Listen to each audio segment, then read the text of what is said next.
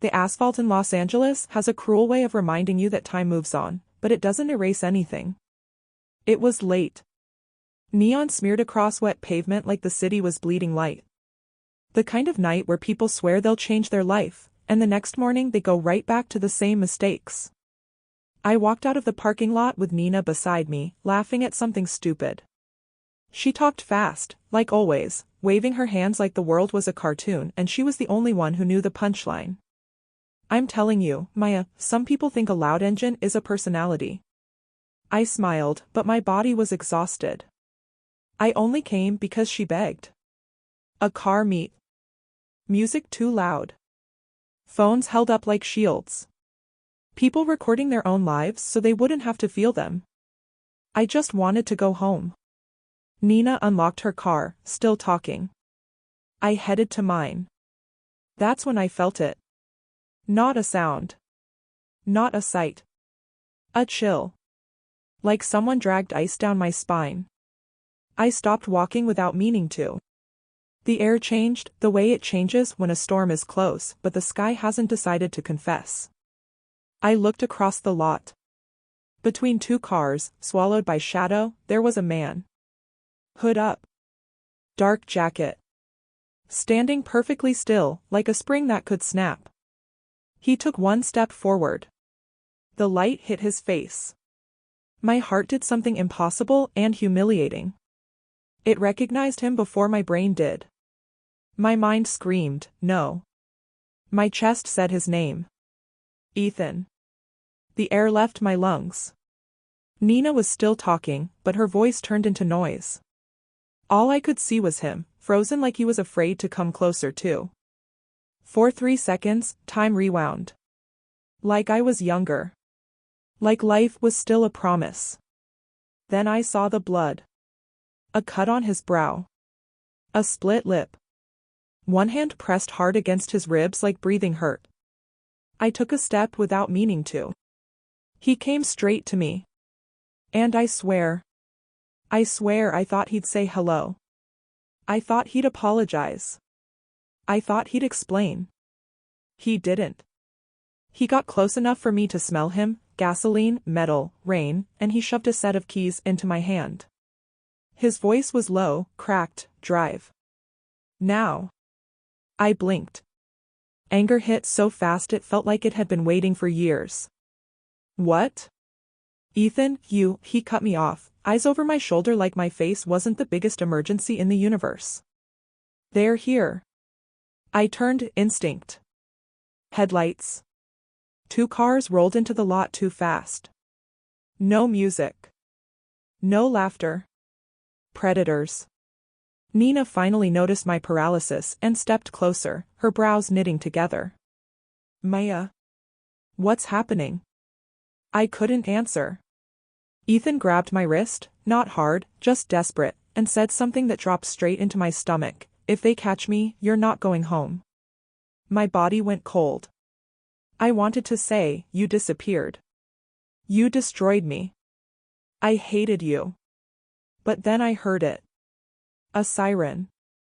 Far away, but coming.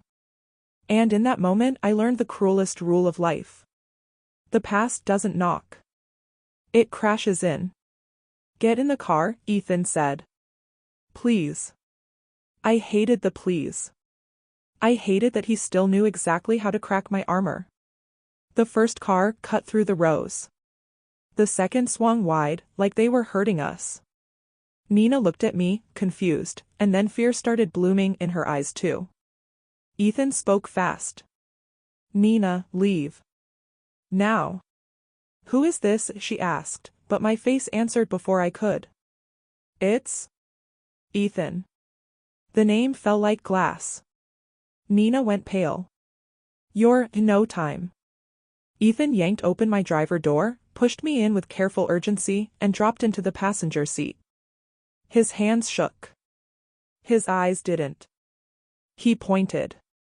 Left exit. Go. I gripped the wheel. For 1 second I thought, no. I could step out and send him to hell. Then the headlights slammed into my windshield. And in the front car. I saw a man with his arm out the window. Something in his hand flashed like metal. My body decided for me. I turned the key. The engine roared. And I hit the gas. The lot became a maze. I threaded between cars like I was running from fire. Ethan held the dashboard, watching the mirrors. Faster. Are you insane? I shouted. I don't even know what's going on. I know. Just trust me for 10 seconds. I laughed with no humor. I trusted you for years. Silence. That silence hurt more than any scream. The first car tried to clip our side. I jerked the wheel and nearly scraped a pillar. Ethan's hand hovered near the wheel like he wanted to help but knew he'd get his fingers bitten off. I punched out onto the lane that led to the exit. For a heartbeat, I thought we'd make it. Then the second car cut across, trying to block the left exit. Ethan leaned forward, eyes sharp. Don't brake. Don't brake. Trust me. I didn't want to trust him. I wanted to throw him out of my car and watch the asphalt take him. But my survival instinct was louder than my anger. I didn't brake. I aimed for the narrow gap between the blocking car and a parked SUV. My mirrors screamed. My stomach dropped. We slid through with inches to spare. Metal screamed somewhere behind us. A honk. A curse. We burst out of the lot onto the street like a bullet. Behind us, the headlights stayed glued. 2 cars. Close. Nina's car shot out another exit. Good. At least she was alive. Ethan glanced at the mirror again. They didn't follow her. I swallowed, tight. Why? They're not here for her. The words hit me wrong. I gripped the wheel harder. They're here for you, he added, and my chest tightened like a fist. I punched the accelerator. The city stretched out ahead of us, neon, wet asphalt, traffic lights that felt like judgments. The chase stayed quiet, which was worse. No yelling. No sirens right behind us. Just headlights. Just pressure. Like a hand closing around my throat. I took a sharp right, hoping to lose them in tighter streets. They followed. I doubled back around a block like a stupid trick you learn in movies. They followed. I hit a green light and cut across 3 lanes. They followed. Ethan's jaw flexed. They're coordinated. I glanced at him. Meaning what? Meaning they're not guessing. They're anticipating. My stomach sank. The first car stayed far enough to not draw attention. The second stayed closer, like an animal that enjoyed the fear. A third set of headlights appeared at the edge of the mirror. I felt my blood freeze. There were 2, I whispered. Ethan stared at the mirror, his face draining. Now there are 3. My hands began to sweat. I wanted to ask him why. But I didn't know if I wanted the answer. A siren wailed somewhere, still far, still closing. Not for us. Not to help us. Just the soundtrack to the city deciding whether we lived. I turned into a quieter street lined with closed shops and sleeping houses.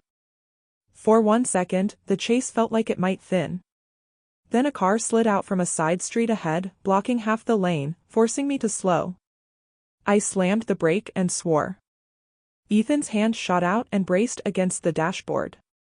Don't stop. Don't stop. I can't go through a car. He leaned forward, eyes blazing. Pass it on the right. Now. There is. The sidewalk is low. Take it. My throat tightened. My mind screamed, no. But my hands already turned the wheel. I jumped the curb. The car jolted.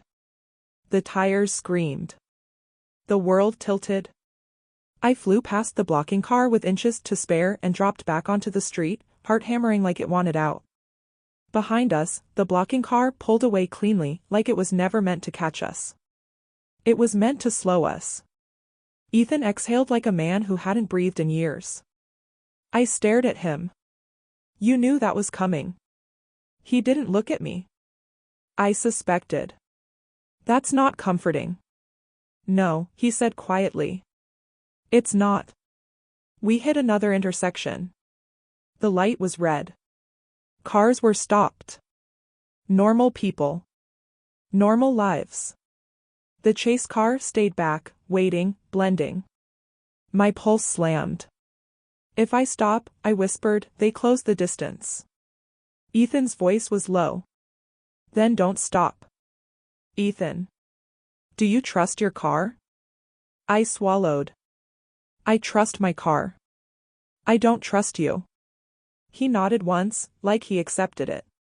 The red light felt like a countdown. A pickup truck rolled through the cross street, slow. A sedan. Then an opening.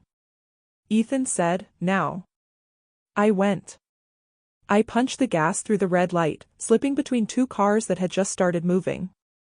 Horns erupted. A man screamed something I didn't hear. The chase car followed, but it couldn't follow cleanly. It hesitated.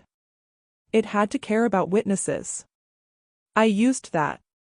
I took a left into a narrow corridor of street parking and dumpsters, where their wider car would struggle. The second chase car took a different turn, trying to cut me off from another side. They weren't just following. They were surrounding. Ethan leaned forward, watching the mirror, eyes calculating. Next right. Then immediate left. That's not even, do it. I did it. We dove into a service street and the world became industrial. Chain link fences. Graffiti. Closed warehouses. The smell of wet concrete. For 2 seconds, I lost sight of them in the mirror. My lungs opened. Then headlights appeared again, closer than before. My stomach dropped. How are they still there? Ethan's jaw tightened. They know the area. So do I snapped. I've lived here my whole life. Ethan's eyes flicked to mine, sharp. You've lived here, he said. They own it. My skin prickled. We hit a long straightaway under an overpass. Concrete pillars, shadows, puddles reflecting neon like broken glass. I saw a turn ahead, an old maintenance road with a rusted gate. Ethan pointed. Take it. That's a dead end. Take it. I braked hard, turned, and the car jolted onto the maintenance road. The gate was closed. My heart fell. Ethan reached under his seat. He tossed a small remote into my lap. I stole it once, he said. It might still work. Before I could ask anything, he pressed a button. The gate clicked. It began to slide open. Behind us, engines roared louder now, finally dropping the mask. They wanted it. The gate opened just enough. Ethan shouted, "Go." I floored it. We shot through the gap with inches to spare. The gate started to close behind us. The first chase car tried to follow. Too late. The gate slammed into its front bumper with a crunch. The car jerked back, blocked. The second chase car swerved, stopped short. The third rolled up, and then, the black luxury car appeared behind them. It didn't ram. It didn't honk. It just waited. Like time belonged to it. I didn't breathe until we hit the next street. My hands shook on the wheel. Ethan pressed his ribs and closed his eyes for half a second. "You're hurt," I said, and my voice came out wrong, too soft. He opened his eyes. "Yeah, are you bleeding inside?" He gave a humorless half-smile. "Probably." "Don't die in my car," I snapped, forcing hardness back into my voice.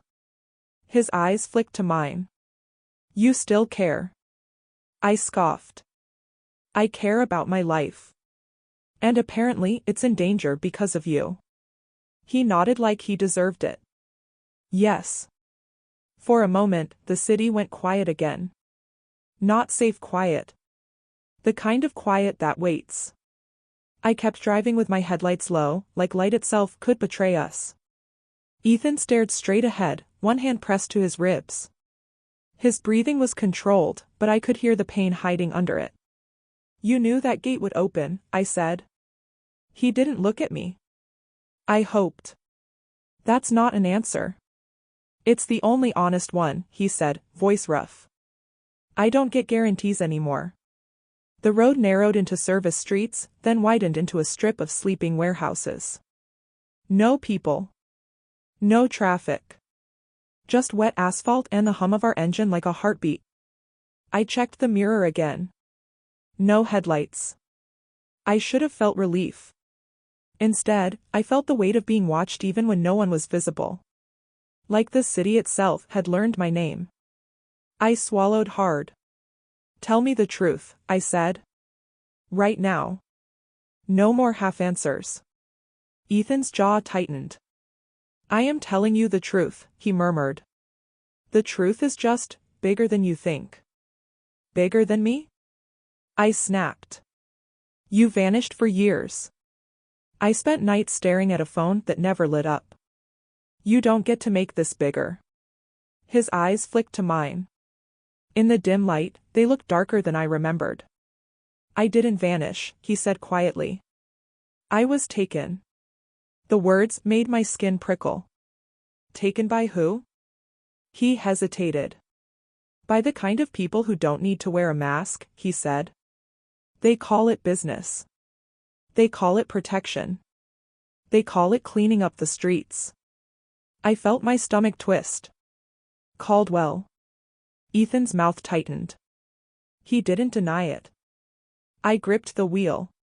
So what, he just decides who gets to live? Ethan's voice dropped. He decides who gets to feel safe. The air inside the car felt thinner. I tried to breathe through it. And you, I said, forcing the words out, you decided to disappear and let me break because that was the best plan you had? Ethan's shoulders sagged like the question hit a bruise. I thought if I cut the connection, he said, you'd be invisible to them. And did it work? His silence answered. I laughed once, sharp and trembling. No. It didn't. A flash of movement caught my eye, far ahead, at the edge of the road. A car turning slowly onto the same street. No headlights. Just the dark shape. My heart jumped. Ethan's head lifted instantly. Don't panic, he said. Don't tell me not to panic, I whispered.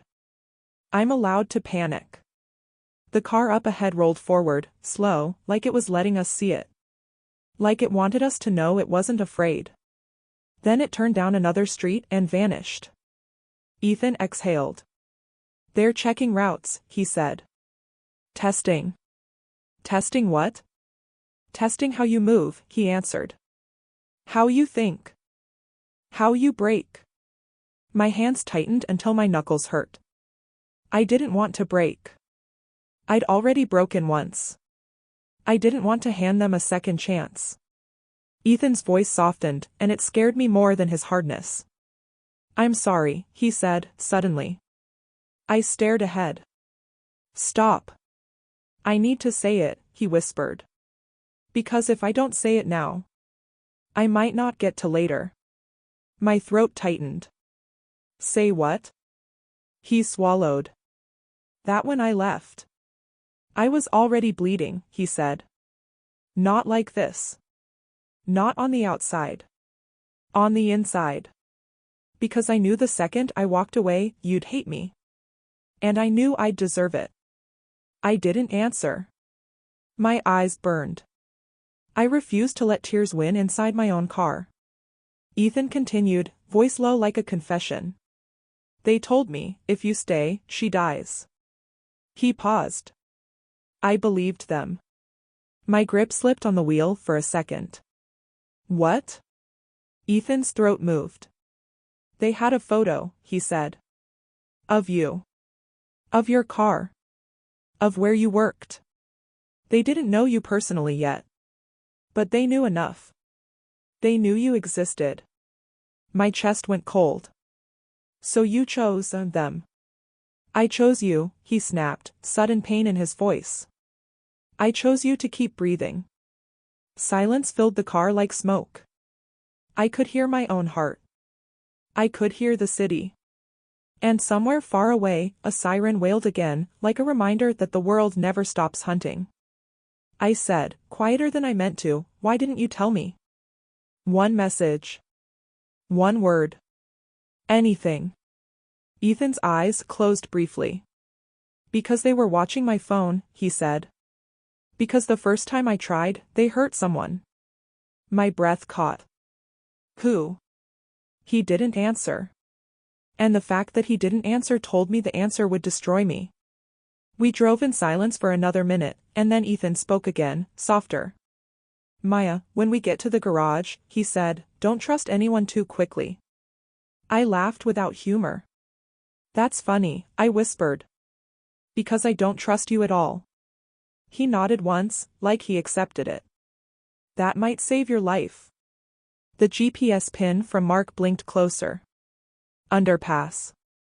Warehouse. Safe point. Safe. Nothing felt safe anymore. I turned onto the final road toward the garage, and my stomach tightened because I realized something I didn't want to admit. I didn't just fear the people chasing us. I feared the man sitting beside me. Because he still knew how to make my heart move. And that made me weak. And weakness was exactly what Caldwell would use. The underpass warehouse looked abandoned outside. A place no one notices. That's why it works. I didn't park in front. I circled, killed the lights, and slid into the side entrance like Mark taught. I stopped. Hands shaking. Ethan breathed like he'd been holding it for years. Good. If you say good again, I'll hit you. He almost laughed, then winced, pain flickering across his face. The door opened. Jax was first, arms crossed, fight in his posture. Mark stood behind him, eyes sharp, tablet in hand. And Nina was there too, out of breath, furious. My heart jolted. I didn't know if I was relieved or terrified to see her. I told you to go home. I snapped. Nina pointed at me like she wanted to punch me and hug me at the same time. And leave you to die with your ghost ex? No way. Jax stared at Ethan like measuring a threat. So it's you. Ethan raised his hands, calm. I didn't come to cause trouble. You vanished for years and you show up like this? With people on you? Jax barked. Mark cut in, firm. Inside. Door closed. Voices down. We moved deeper into the garage. Dim lights. Oil and metal. Tools on the wall. A quiet that felt full of secrets. Nina looked at me, her anger cracking for 1 second. Maya, are you okay? I swallowed. I don't know. Ethan looked at Mark. They'll think I came here. Mark didn't even blink. Caldwell thinks everything. I shivered. You all talk like you know him. Mark's face hardened. Caldwell is private security. Officially. Jax spit to the side. Officially. In real life, he runs half the city. I turned to Ethan. Are you in debt to him? Ethan dropped his eyes. I was. Now I'm the debt. Nina made a sound like she couldn't believe what she was hearing. You dragged her into this? Ethan snapped for the first time. I'm trying to get her out. Silence. I looked at him, feeling my throat burn. Then tell me, I said, too calm, dangerous calm. Why me? Ethan breathed like the answer was a bullet. Because they learned your name. How? His jaw clenched. Because I did something stupid. I thought I could. Jax stepped closer. Say it. Ethan's voice dropped. I thought if I stayed in long enough, I could control the threat. Keep it away from her. My blood went cold. You got into crime, because of me? He shut his eyes. Yes. Nina whispered, shocked. Oh my God. I laughed, ugly.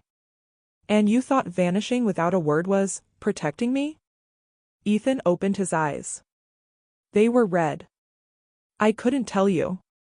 They were watching. If I said anything, you became a target immediately. And now I'm a target anyway.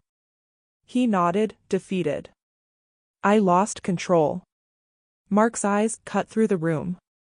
Okay. Enough. We need a plan. What do they want? Ethan answered, a case. Jax scoffed. A case? Ethan stared at us. A case locked at the port. Something inside it can clear my debt. I stared. And why can't you get it alone? Ethan swallowed. Because the key is you. My stomach dropped. Me? They won't let me get close unless you show up. If you show up, I get the case and I get you out of their sight. Nina exploded. That's sick.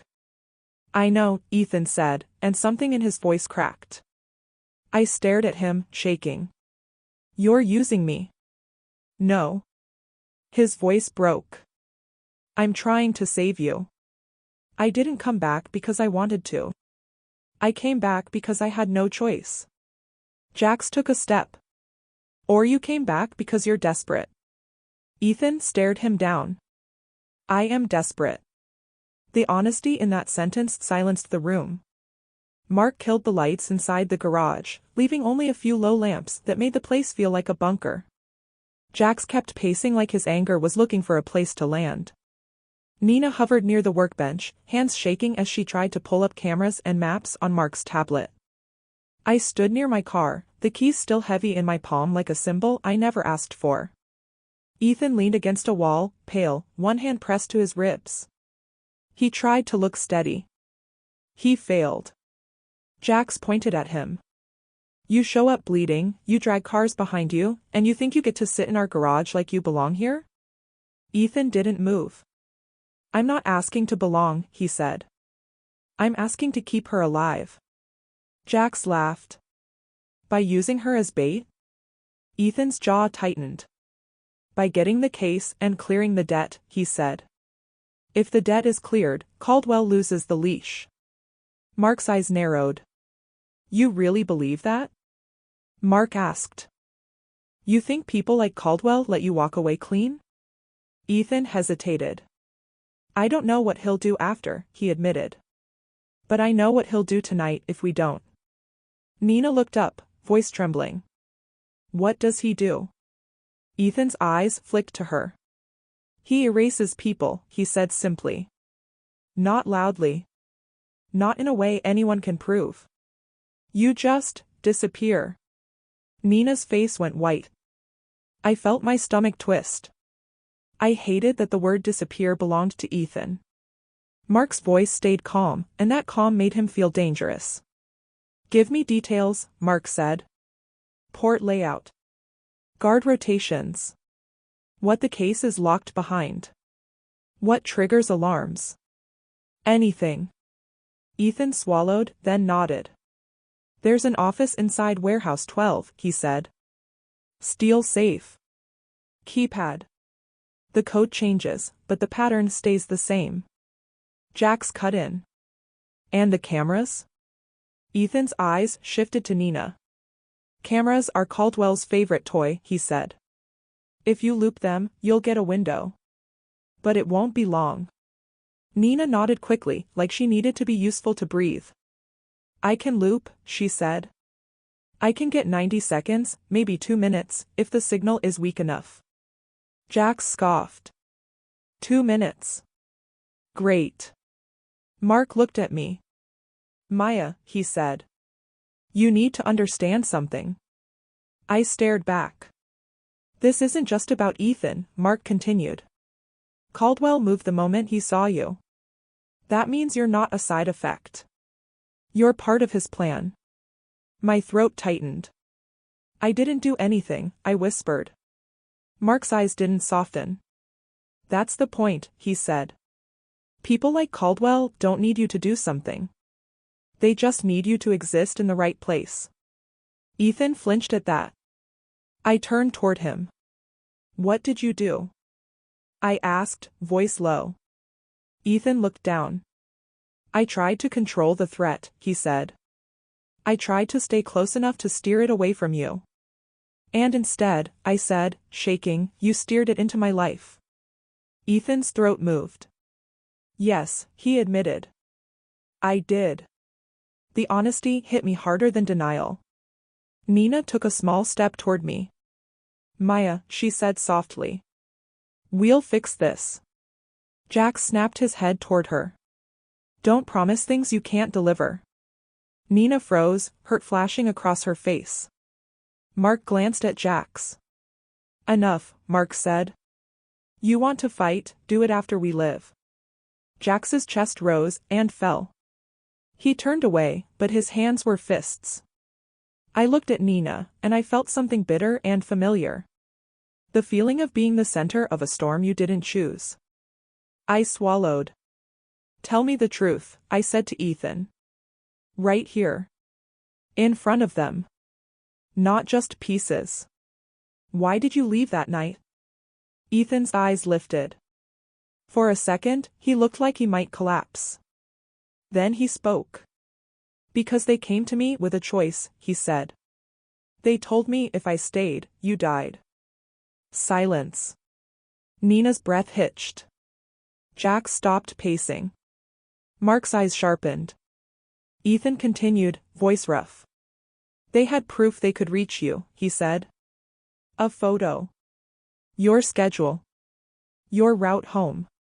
My skin went cold. And you believed them? I whispered. Ethan's eyes were wet. I didn't have the luxury of not believing, he said. I watched what they did to people who said no. Mark leaned forward. What did they do? Ethan's jaw clenched. They made examples, he said. So the next person wouldn't test them. I felt nausea rise. Nina put a hand over her mouth. Jack stared at Ethan like he wanted to hit him and understand him at the same time. And you joined them, Jack said, voice low. Ethan nodded once, shame heavy. I did, he said. I thought if I got inside, I could protect her from the inside. And what happened? Mark asked. Ethan's laugh was bitter. I rotted, he said. Exactly like Caldwell wanted. My throat tightened. I hated that Caldwell knew my life better than I did. Mark straightened, decision made. Okay, he said. We stop reacting. We move first. He pointed at Nina. Loop cameras. Get your window. He pointed at Jax. Your distraction. If it goes loud, you pull heat away. He looked at Ethan. You're the map. You guide them in and out. Then he looked at me. And you, he said. You're the target. So you follow instructions. No hero moves. I wanted to argue. But the truth was, I'd already been forced into this. I nodded. Ethan's voice dropped, almost too quiet. Maya, if anything goes wrong, he said, you run. I stared at him. You keep saying that, I whispered. Like you get to decide. Ethan's eyes held mine. I don't get to decide anything, he said. But I can still choose to stand in front of you. For a second, my anger wavered. Not because he deserved forgiveness. Because my heart remembered him. And that was the most dangerous thing in the room. We left the garage in 2 cars. Mark drove one, Nina beside him with a laptop and a wired headset, her face pale under the glow of the screen. Jax drove the other like the steering wheel was a threat he could choke. Ethan sat in the passenger seat with me, quiet, eyes scanning shadows. The closer we got, the quieter he became. Like the port was a church and he'd sinned inside it. The port at night looked like another world. Containers stacked like buildings. Cranes like monsters. Salt air and cold metal. Fog hung low, turning light into halos. Mark's voice came through the earpiece, steady. Approach from the south entrance. Cameras looped for 90 seconds. That's your window. Nina's voice was softer. 90 seconds. After that the feed snaps back. Don't be there when it does. Jax's voice crackled. Music to my ears. We killed headlights and rolled toward the warehouse line. Ethan leaned forward. Arm's-length guards, he murmured. 2 on the main walkway. 1 inside near the office door. How do you know? I whispered. He didn't look at me. Because I've been here. The words were a confession. Mark cut in. Don't talk. Move. We slipped out of the car and into the shadow of containers. The metal walls were cold. The world smelled like salt and oil and something rotten. Ethan moved like someone who knew how to disappear. That knowledge terrified me more than the chase did. We reached a service door. Mark's voice, now. Door is unlocked for 12 seconds. Ethan pulled it open. We slipped inside. The warehouse swallowed sound. The air changed. Thicker. Dead. Every footstep echoed like we were announcing ourselves to the dark. We moved past stacks of crates, toward a smaller office door. Ethan held up a hand. He listened. My breath stopped. A low hum. A radio. A voice. Someone inside. Ethan's eyes met mine. He pointed to a gap between crates. We crouched behind them as a guard walked by, flashlight sweeping. The beam passed over our shoes and missed by inches. My heart hammered so loud I was sure the guard could hear it. Ethan's hand hovered near my shoulder, not touching. Protecting without asking permission. The guard moved on. I exhaled like a prayer. Mark's voice, camera loop ends in 60 seconds. Ethan mouthed, move. We moved. We reached the office door. It was locked. Ethan pulled a thin tool from his pocket. My stomach turned. How long have you carried that? I whispered. He didn't answer. He listened again. Then he worked the lock. Click. We slipped inside. The office smelled like cheap coffee and paper and sweat. A steel safe sat against the wall like a silent animal. Ethan stared at it. This is it, he whispered. I stared at the keypad. It needs a code. Ethan nodded, jaw tight. I used to know it. Used to? It changed. A noise outside made us freeze. Footsteps. Closer than before. Mark's voice, they entered the port. 2 cars. No clearance. It's them. Ethan's face drained.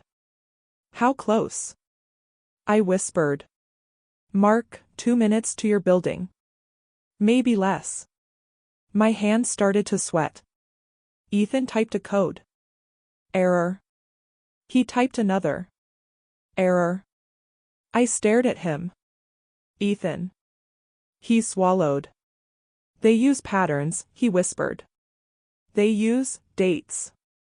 Dates of what? He looked at me for half a second, and in his eyes, I saw the ghost of the boy I loved. Then he looked away. Dates that hurt. I understood and my stomach sank. He tried one more. Error. Outside, the office door handle shifted slightly, like someone tested it. Ethan went still. Mark's voice, 30 seconds before the camera loop ends. I whispered, you have to open it. Ethan's breathing turned shallow. I can't remember. It wasn't just panic. It was something worse. It was the truth that he'd erased his own life to survive. He couldn't remember because remembering meant bleeding. I closed my eyes and pulled one memory from the dark. A phrase. A vow.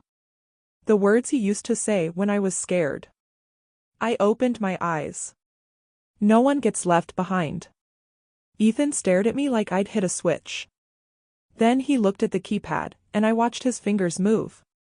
He typed. Click. The safe unlocked. Ethan exhaled like he'd been drowning. He opened the door. Inside was a black case. He lifted it like it weighed more than metal. Like it weighed sin. Mark's voice, camera loop is done. Move. Move. Move. We turned. The office door slammed open. A guard stood there, flashlight up, eyes wide. For 1 second we all froze. Then everything exploded. The guard reached for his radio. Ethan lunged, grabbed the guard's wrist, and slammed him into the wall. The flashlight clattered to the floor. The guard struggled, grunting. Ethan's jaw clenched. I saw his ribs tense. Pain flashed across his face, but he didn't let go. He shoved the guard down hard, then kicked the radio away. Go, he hissed at me. I didn't move fast enough. The guard clawed at Ethan, and Ethan's breath hitched. His injury was worse than he'd admitted. I grabbed the flashlight and slammed it down on the guard's hand. The guard yelped. Ethan looked at me, shocked. Then he nodded once, like I'd proven something.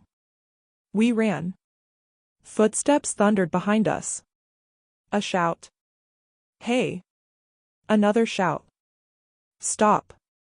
Mark's voice, back door. Left aisle. 15 meters. Ethan turned left without hesitation. We sprinted down a corridor between containers stored inside. My breath tore. My lungs burned. The warehouse felt endless. Then a man stepped out ahead with a gun. I froze. Ethan's hand clamped my shoulder and yanked me sideways behind a stack of crates as the gun fired.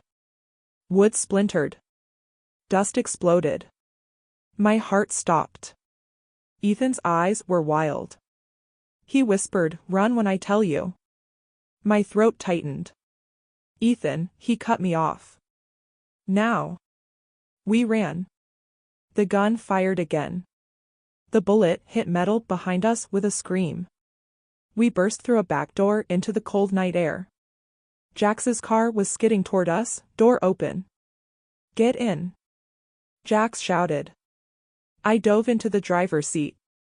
Ethan slammed into the passenger seat, clutching the case. We ripped out of the port like we'd stolen the air. Behind us, headlights ignited. Not 2. Not 3. More. A chain of light. A hunting pack. Mark's voice, "They're on you." Full pursuit. Nina, they're not using sirens. They're not calling cops. They're doing it quietly. Jax laughed once, sharp. Because they don't want witnesses. My hands tightened on the wheel. The freeway rose ahead like a river of glass. I hit it at speed. The city blurred into streaks.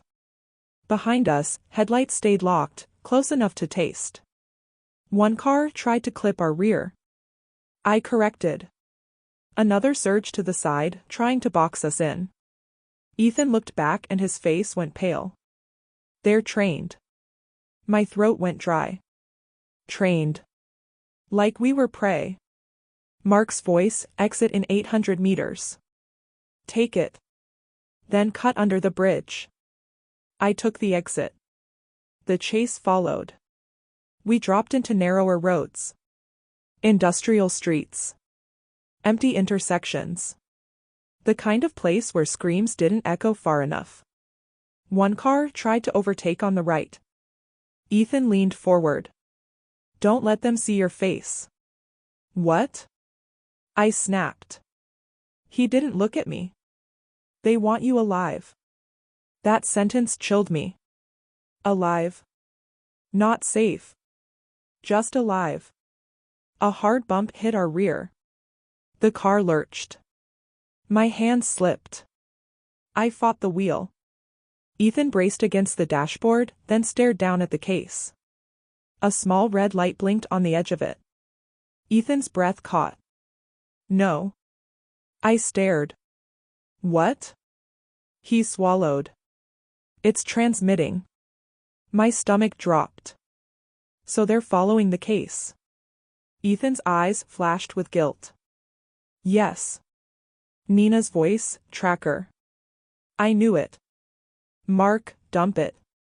Jax, no. Mark, dump it or you die.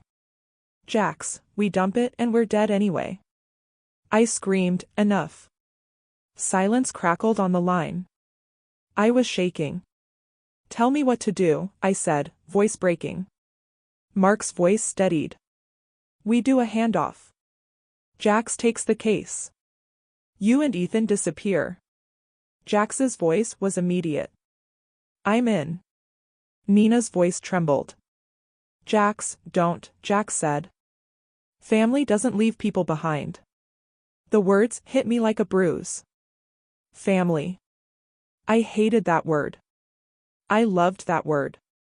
I didn't know which was worse. Jax's car appeared beside us, window down, eyes fierce.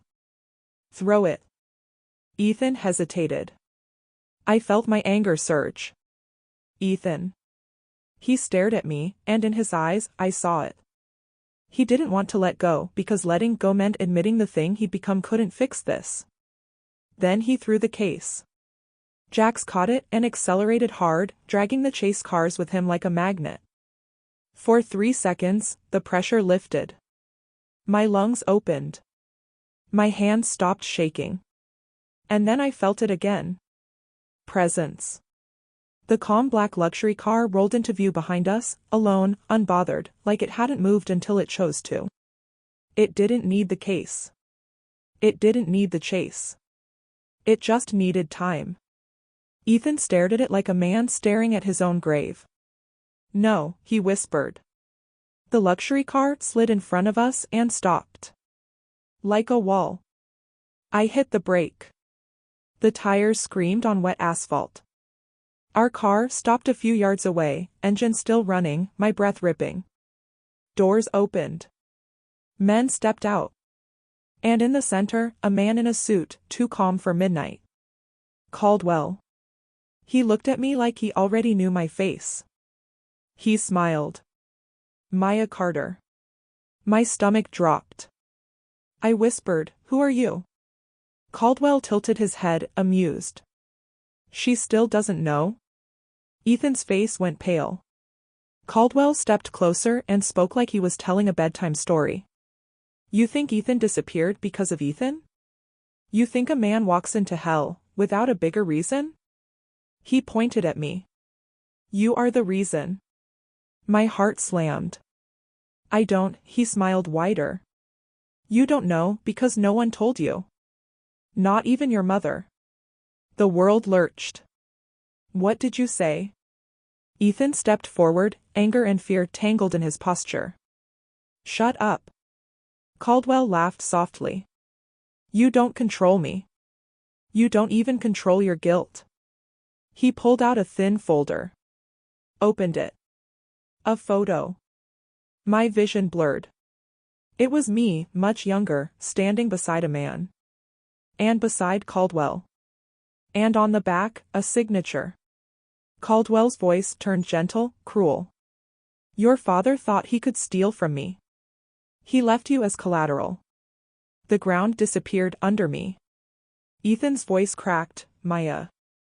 I tried, I stared at him, shock turning into something sharp. So you knew? He shut his eyes like the truth hurt him physically. I found out too late. And when I found out, it was too late to keep you out. Caldwell took one more step. The case was never about money. It was about closing the circle. Now I only need one thing. He looked at Ethan. Hand her over. My whole body shook. I looked at Ethan, waiting for him to say no. He didn't use words. He stepped in front of me. A shield. Caldwell smiled like he expected it. You still think you can save her? Then he said the thing that cracked everything open. You know what happens when you force a man into crime for love? He rots, and we use the rot to control the person he loves. A sob escaped me, raw and stupid and real. Ethan breathed, destroyed. I'm not giving her to you. Caldwell sighed, bored. Pity. He snapped his fingers. One of the men raised a gun. The barrel looked too clean, too casual. My body went cold. Then, in my earpiece, Nina's voice came through, shaking. Maya. I'm watching through street cams and there's something. What? I whispered. Her voice broke.